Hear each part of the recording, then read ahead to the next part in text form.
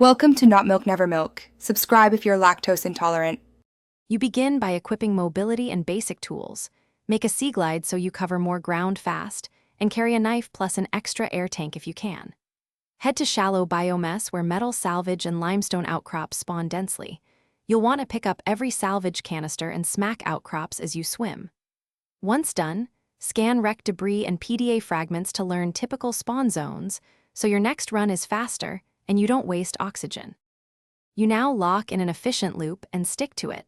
Map a short circuit from shore to kelp forest to any nearby wreck cluster and return to base. Focus first on grabbing visible metal salvage cans because they're instant titanium, then spend a controlled pass smashing limestone outcrops. Avoid deep caves until you have more gear. Make short sea glide bursts between targets and surface for quick breaths, so you maximize collection time. You finish each run by depositing all finds at your base and immediately crafting upgrades that increase range and cargo so future trips yield more per run. Once you can, upgrade to better air tanks and a seamoth so you can safely hit deeper, richer spawns.